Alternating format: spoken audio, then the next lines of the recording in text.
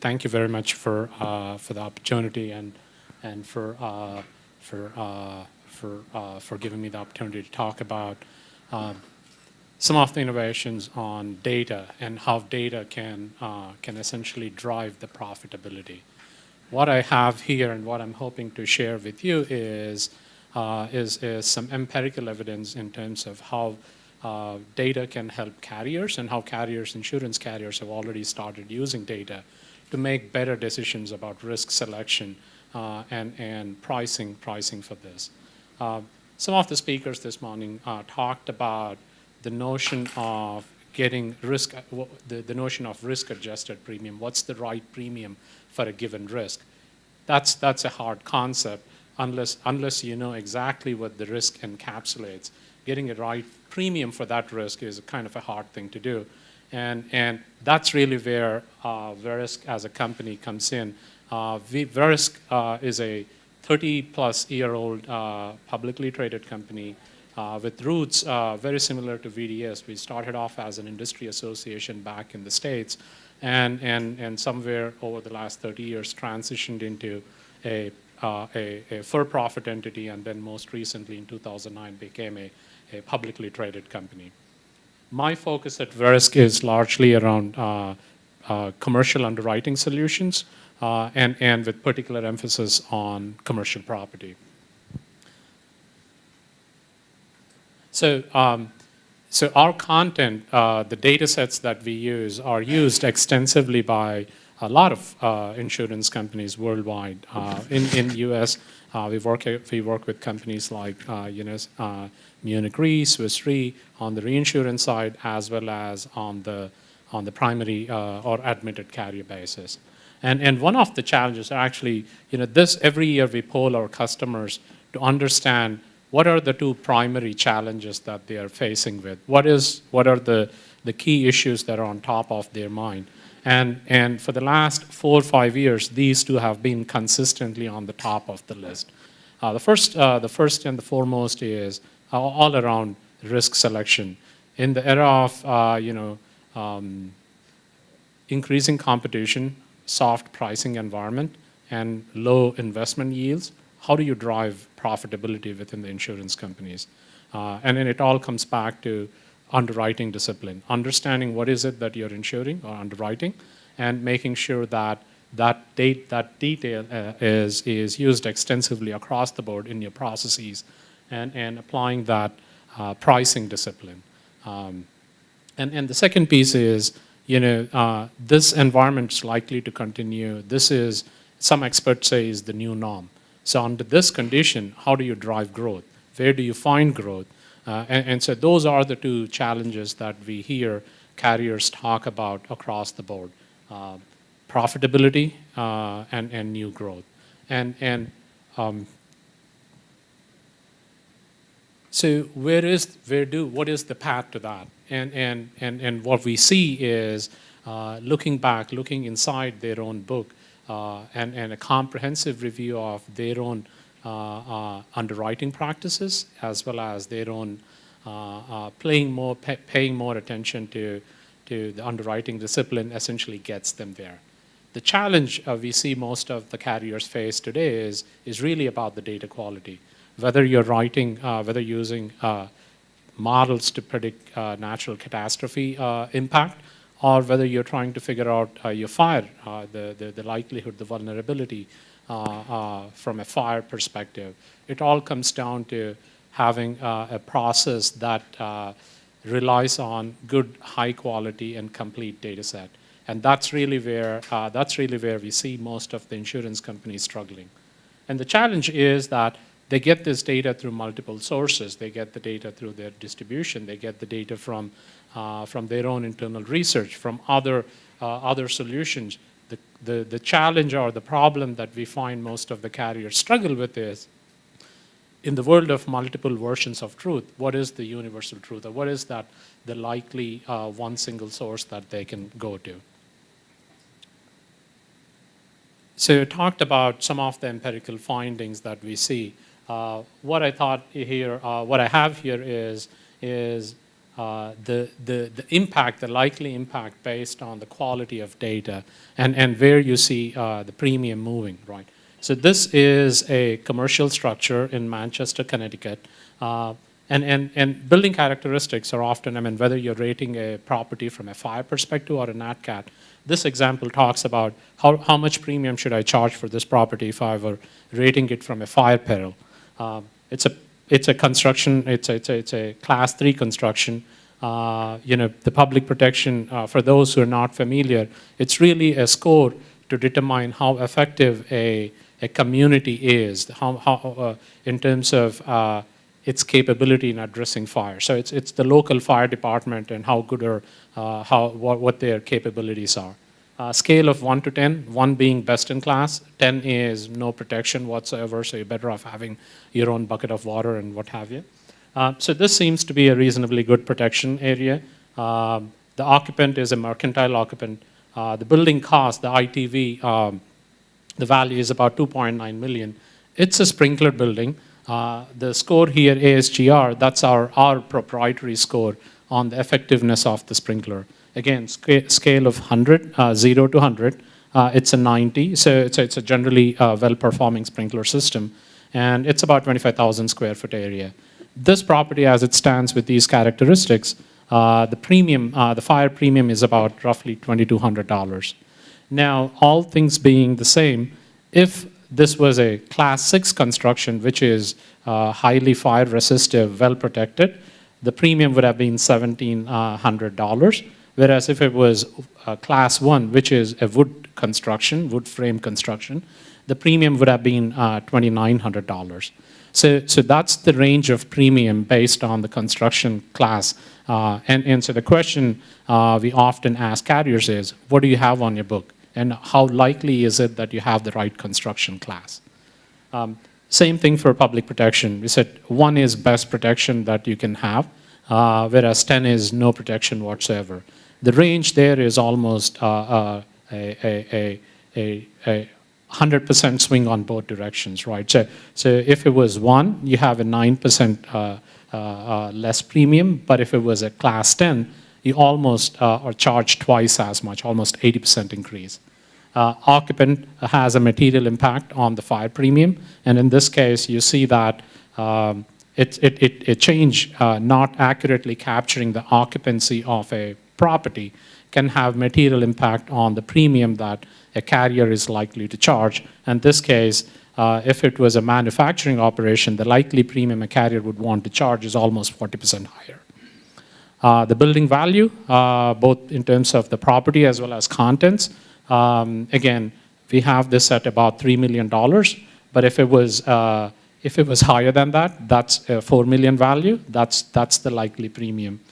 And the impact of sprinkler system, in this case, if it was a sprinkler with a highly performing sprinkler system, you have a $2,200 premium, but if there was no sprinkler system in this property, all things being equal, the carrier would have had charged 33% more. So the takeaway here is really what you see is a range of the likely premium that a carrier is likely to charge. The question really is where exactly a particular carrier is and what the likely impact of it is. If this was a class 3 construction, but if the carrier had it as a class 6, meaning that they have overstated the resiliency of this property, they're essentially leaving money on the table. You're not charging adequate premium. On the other hand, it was a 3, but if they had it as a 1, meaning the property is actually of a lower standard, they're charging higher, that would have been a very hard business to retain. They probably wouldn't have won that account in the first place, or if they did, they wouldn't have likely retained that. So this is another scenario where this is a real live example. So this was a property that was bound 1/1/2016, a hospitality. It was a hotel back again in the States. The construction is joisted masonry. So it has vulnerability from a fire perspective. Protection class of 4, $10 million of insured value. and it was about $5,000 of premium. And essentially, the carrier that wrote this had 100% retention on that. There was a claim on this property on third, and what ended up happening was they had a $3 million loss. And what they found at that point was it was not actually a joisted masonry, it was a frame construction, class 1. It was really bad construction. And then it was in a particularly bad public protection area as well. So the impact was if they had found that this was as bad as it was, their underwriting guidelines would have called for about 50% mandatory cessation of about 50% of the value. In this case, instead of a $3 million loss, they would have been left with about $1.5 million. But what happened was because of bad data the carriers had on their books, they ended up taking about $1.5 million loss just on this particular property alone. Another example, now we're moving into BG2. This is more of a NatCat or a straight line convective windstorm impact. This is a property reasonably well built. It's a property in Miami, Florida. It has superior wind resistive characteristics. 31 stories, 1970 built. It's about 1,000 feet from the water, from the Atlantic Ocean on Miami. And it's about $120 million of value, property value. Again, what you see here is a range of premium, that carriers can charge. If it was not a superior wind resistive building, but something less than that, the net premium would have gone up by about 87%. The height of the properties have material impact. Instead of 30, if it was a 10-floor property, it would have been about 10% less. B6 is actually, again, another analytic we have, which is about the quality of building code, the code that is adopted and enforced. And what you see here is, again, a scale of 1 to 10, 1 being best, highly robust code adopted and enforced. 10 is no enforcement whatsoever. If there was no enforcement in this case, that would have caused about 10% more premium increase. And in terms of age of the property and distance to coast. Again, kind of going back to the first example, based on the values a carrier might have on their book, what you see here is the range of premium that they end up with. The question, again, it kind of comes back to what is the value as a carrier? What is the value? What sort of view of risk do you have on your book, and how accurate it is? So here is kind of, now that I've given you the range, what I thought is I'd actually show you what the carriers have on their book. This, for the next several slides, this is, okay.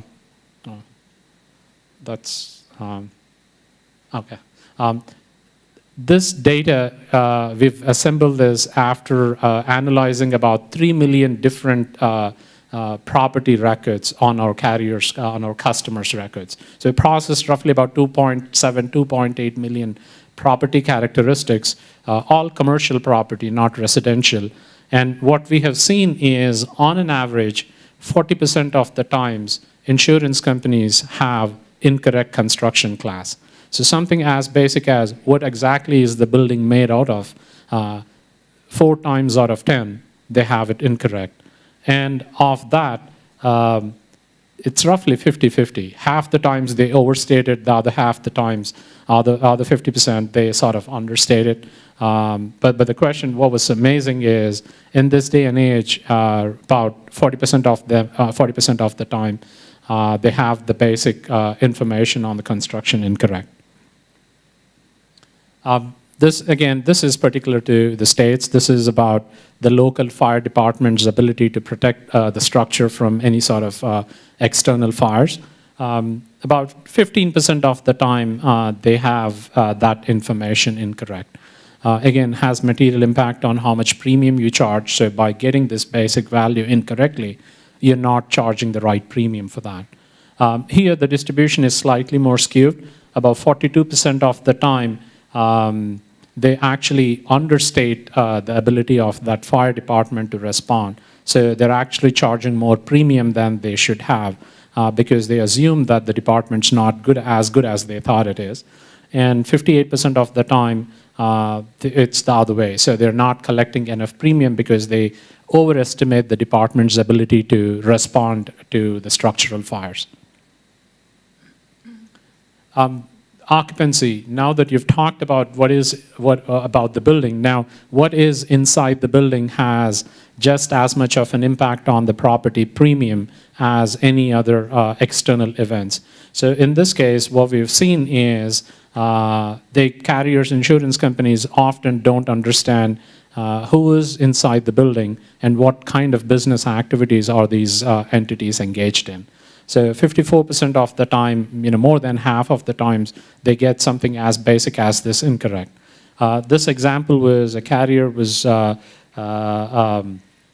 classifying an occupancy as motor vehicle dealership used only, but the actual business classification was new and used because there are new cars in there, higher contents. So if this particular location was hit by flood, now the impact and the residual losses would have been significantly higher than what they might have incurred if it was just used car dealership.